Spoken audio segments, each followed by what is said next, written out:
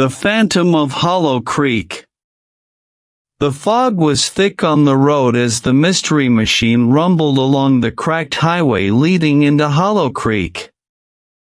Scooby's ears twitched nervously, and Shaggy clutched a sandwich the size of his head. Gang, I don't know why we're heading into this creepy place at night, he muttered. Fred kept his eyes on the road. Because, Shaggy, the mayor of Hollow Creek asked for our help. Something's scaring the townsfolk, and that sounds like a mystery. Daphne leaned forward, her eyes glinting with curiosity. A haunted mine, she whispered. Velma pushed her glasses up her nose. There's no such thing as haunted mines. But there might be someone trying to keep people away for a reason. As they entered the town, they saw shuttered houses and flickering street lamps. Not a soul walked the streets. The van slowed in front of a crooked wooden sign that read, Hollow Creek, Population 412. But the streets looked empty, too empty. They parked near the mayor's office, a building with peeling paint and windows that rattled in the wind.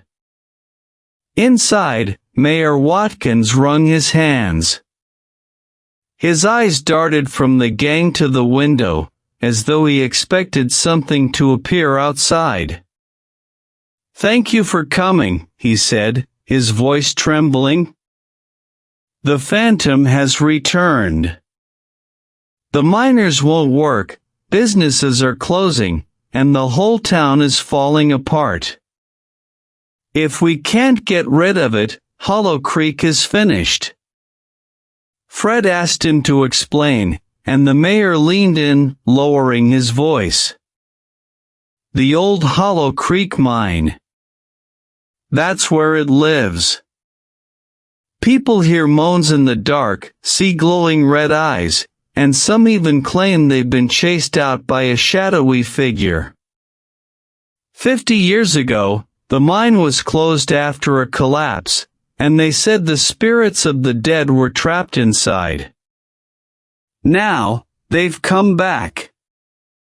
Velma raised an eyebrow. Spirits don't exist. But someone or something wants you to think they do.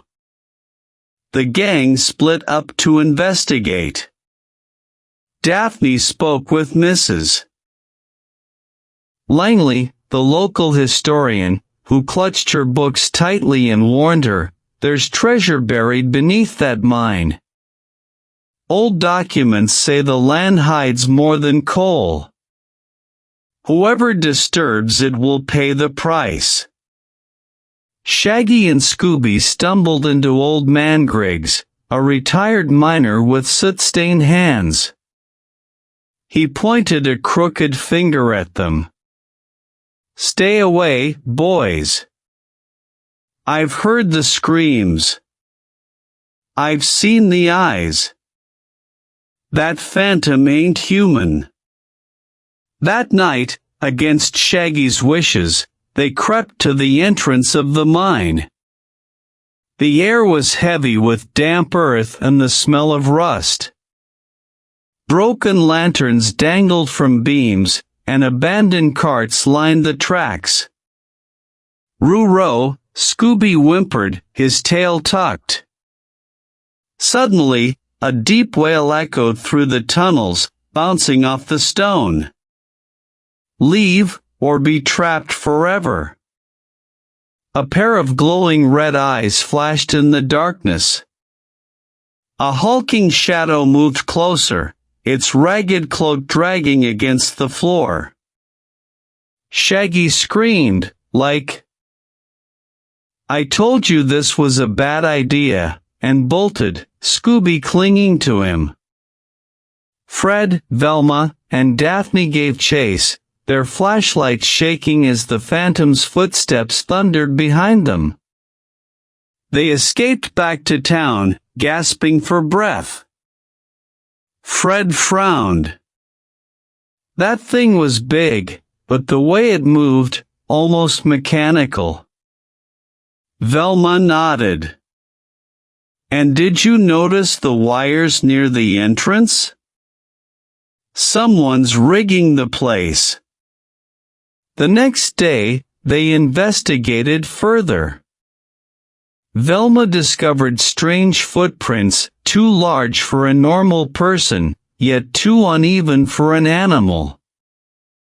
Daphne found scraps of fabric caught on jagged rocks, fabric that looked suspiciously like burlap. Fred studied the mine's map and noticed tunnels that didn't appear on public records.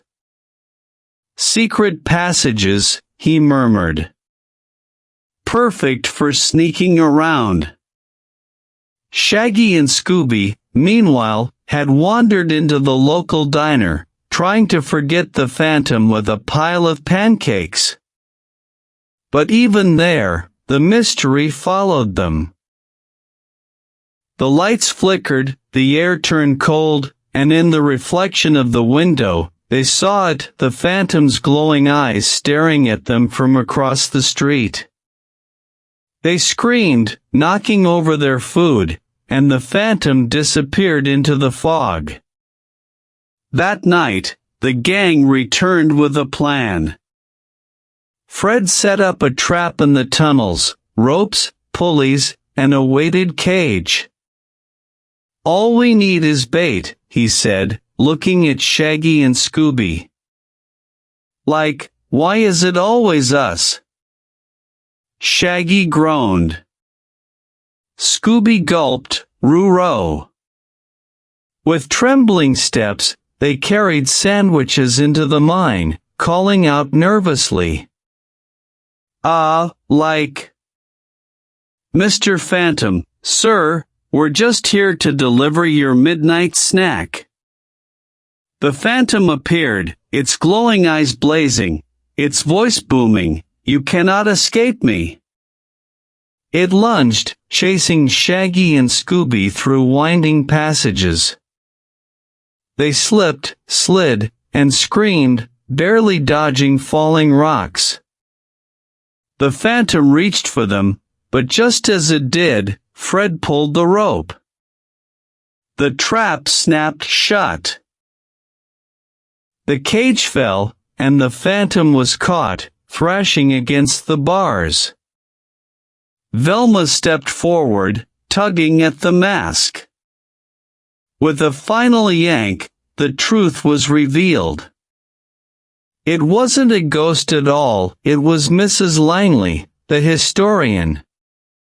Her face twisted in anger. Yes. I wanted the mine closed forever. Beneath it lies treasure, gold hidden by miners long ago. If I scared everyone away, it would all be mine. Fred crossed his arms. So you built the phantom costume, rigged glowing eyes, and used the old legends to keep people out. Velma added, and you even staged those eerie voices with hidden speakers. The mayor shook his head. All this, just for greed. Mrs. Langley hissed, and I would have gotten away with it too, if it weren't for you meddling kids, and that dog. Scooby barked proudly, "Roo-row." He. The next morning, the sun rose over Hollow Creek. The mine would reopen, and the town breathed easier.